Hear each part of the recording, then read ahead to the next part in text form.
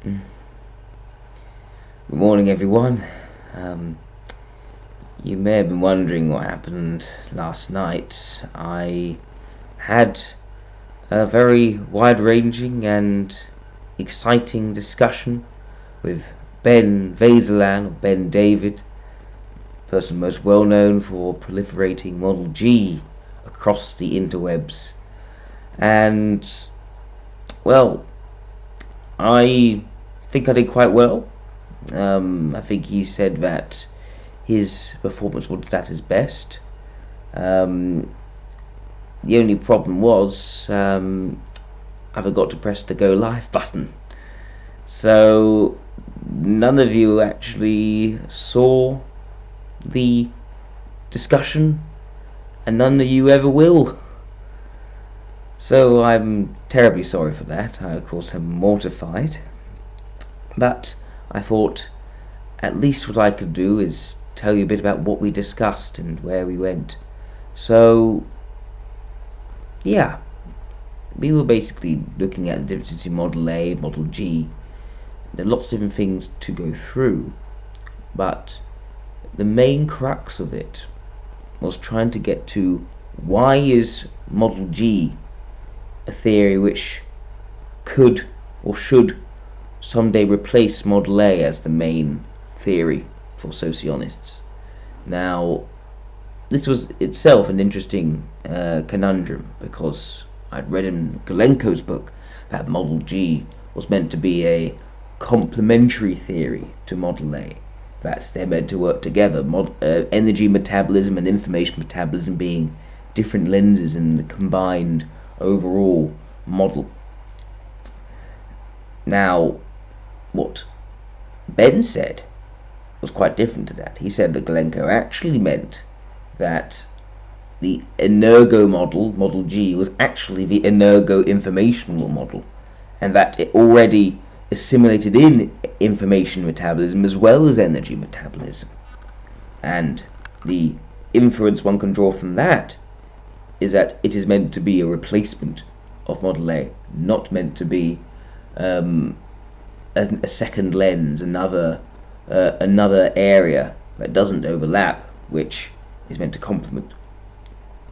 So after a bit of discussion about it not doing very well at overlapping, not doing very well at complementing, we then went discussion of it not doing so well at replacing, and we discussed what the main benefits Model G brought were, and it seemed to me to be quite difficult because there wasn't any blocking in the sense of the metaphysical way of blocking, say extrovert intuition, introverted logic, how it goes together to create real molecules of information like a theoretical structure, or in the case of extroverted sensation, introverted ethics, a real relationship where there's some sort of difference in the dynamic. There's certain ties or bonds of loyalty, or in extroverted logic and introverted sensation, real world practical processes.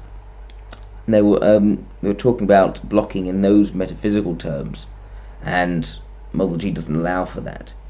Instead, it seems to be focusing far more on placing at the front, at the far left, as it were, placing at the far left those functions that are most responsible for our most visible behaviors, although at the same time putting in what we call the suggestive function in with those top four. Tried to, of course, bring the demonstrative function up next to up next to the leading function, the program function, to emphasize its place as being very important to our behaviors alongside the creative. So that's one thing we're discussing, how there's an emphasis on placement for how strong different behaviors were, but then it was contradicting itself slightly on the suggestive function. And we went into this discussion on, okay, why is the suggestive function up here then, if it's meant to be about the most obvious behaviors and the best behaviors? And Ben would say, oh, that's because it's in certain conditions it's better than the others. And I thought, okay, hang on, it can't be better than the mobilizing function. That's the whole point. You're going to screw up telling apart mirrors if you're going to have the suggestive functions being stronger than the mobilizing function.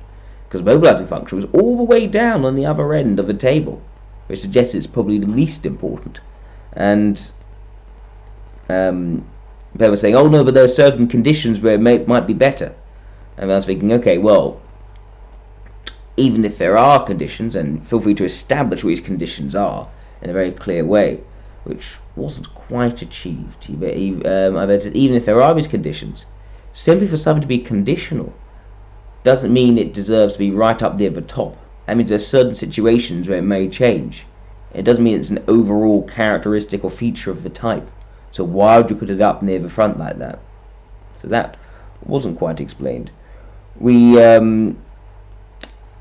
Yes, and we also discussed in Model A how the idea of someone changing in different situations was already explained by the evaluatory and situational function dichotomy. How things like the role, the mobilizing, and the ignoring all switch on and off depending on the situation for different reasons. Say the leading function giving license to the ignoring function in certain situations, the role being needed under some level of social pressure or just the pressures of reality before quickly going back to the more consistently on leading function, and also the idea that we attempt the mobilizing function when we're in a position of confidence, and then if it fails we then fall back on our safer demonstrative function, which is lower risk, lower reward. And whereas Model G, what that does is it tries to see how we change situations by transferring across the benefit cycle. So we're looking at how, take an ILE, it could act a bit like an EIE, it could also act a bit like an LSE, and supposedly, according to Ben, it could even act like an SEE, which seems a bit harder to believe. Now, I was saying, well, isn't it more feasible that instead of an ILE becoming like an SEE, they are just using their mobilizing extroverted ethics? Because Ben was being quite clear in saying it wasn't SEE in terms of SEFI, it were force and relations. It was SEE in terms of force and emotions. And if it's because of this blurring between having to block the extroverted and introverted element together, you could have just two extroverted elements together in Model G. It didn't care so much about the metaphysical blockings. But I say, okay, that's basically indistinguishable then from an ESE. The ILE isn't doing it for extrovert sensation reasons. It's doing it for very clearly extroverted ethics reasons. So why would you say it looked like an SEE rather than an ESE? There wasn't a clear answer to that. We talked about where in Model A you could act like EIE-ish or LSE-ish, which I think is more feasible. ILEs can be confused for LSEs and EIEs. They're both adjacent on the benefit cycle, not on the other end of the benefit cycle. And I said it's basically down to vertical blocking. Vertical blocking is something in Model A where you can reblock your functions, the information elements of your functions, in a way which is a bit more counterintuitive, and a way which is more temporary, and you switch back to your default soon after. So an ILE can do that, for instance, in terms of an introverted logic blocking with extroverted sensation. An ILE can act LSI-ish. An ILE can act EIE-ish as well, when their extroverted ethics is directly above their introverted intuition. The mobilizing is above the ignoring function. So that's another vertical blocking. And they can act LSE-ish, because their demonstrative function is directly below their suggestive function. Extroverted logic, introverted sensation from an ILE makes them able to act like an LSE at times. So an ILE can be melodramatic, like an EIE, without the sort of the comforting, a warm edge of an introverted sensation-oriented type. They can be like that at times. They can be very sort of day-to-day practical, like an LSE for short periods of time. They have that more practical well-being edge. They can also lay down the rules with some force. They can even act forcefully as long as there's a clear structure in which they can act. LSI. It's not all the time. It's something they can put on for the moment, and it's not quite natural for them, and they'll switch back to their normal ways of acting. Vertical blocking works there, but for them to act like an SEE seems to be a bit more unusual. It doesn't quite make sense, because then you have to engage your vulnerable function, and it's basically engaging your whole superego. The whole point of superego is that it fails. So that didn't make sense to me, and it makes more sense in Model A that the mobilizing function is just being used.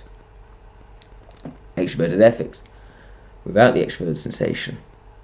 So yeah, that was an interesting discussion. Eventually we got down to the nub, the crux of the issue, which was why what is Model G doing that brings it some sort of benefit over Model A after all these criticisms, after all these points being put down by me. And it got back to this experiment, which was revealed in 2019. And in this experiment, it was done by Schechter and Kobansky, I think the names were. Kobanskaya. Schechter and Kobanskaya. And the experiment was that supposedly they got groups of people, people in benefit cycles. So take the ILE, take an ILE, an EIE, an SEE and an LSE together. That would be a benefit cycle. That each one benefits the other going around. They found, supposedly in this experiment, that those in this benefit cycle became far more energized and activated and were able to accomplish tasks with a greater energy and enthusiasm, a greater psychic energy, you could say. This was supposedly the basis for why they thought they should put together Model G. And if you look at Model G, each column, up, down, with the externality and internality terminology they use, each column, if you go across, it shows a different type which would have been in the benefit cycle. Now, the idea is also that if you go to the end, it then switches back round to the far left again. So it is a ring effect. And to create that structure, to create that sense of a ring going around of the benefit relations, that is why everything else was rejigged. So the big question was this: just because supposedly there was an experiment that showed that benefit cycles are perhaps the most productive, most psychologically energizing, does that then justify putting everything in this in this way, in this structure, and sacrificing blocking, sacrificing the idea of immobilizing is consistently more important to how we are good at doing things or how we want to do things and aspire to do things than the suggestive function, which is more of a needs thing, something which we need someone else to help us out with? Is it worth making all these sacrifices and creating all this greater theoretical confusion just to show the benefit cycle working across the model? And, well, Ben thought it was more down to personal preference at that point. And then I said, well, and even so, this experiment, where is it? We need to be able to see if it works. It would be great to replicate it. Ben said, okay, why don't you replicate it? And I say, okay, I'd love to, but where is the peer-reviewed article showing the methodology used in this experiment? I don't know if it actually was valid or not. I don't know if the sample size was anything to be believed. I don't know if the methodology was not one without significant flaws, and that it was just people putting things together, ignoring what didn't fit their preconceived model, and only taking what satisfied their cognitive biases. Ben did have an answer to that, but no, I wouldn't expect one to. It's more of something you get when if you have a science degree. But yeah, so this is sort of what happened in our discussion and why I felt it went okay for me. I don't think Ben thought he did as well as he could, but at the end of the day, it's not so important, because this is about the models. It's not about the people and how well they did in any particular day. This is about getting really to the truth of the matter.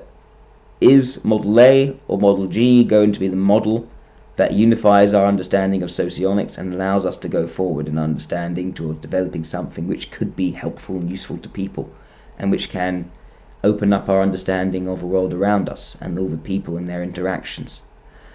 And, well, that takes each model to be steel-manned, not to be less than its steel-man form. So you need the best collection of ideas supporting Model A to be pitted against the best ideas supporting Model G. So what I think will serve everyone for the better is if Ben and I go at this again in the future, a round 2, perhaps even next weekend.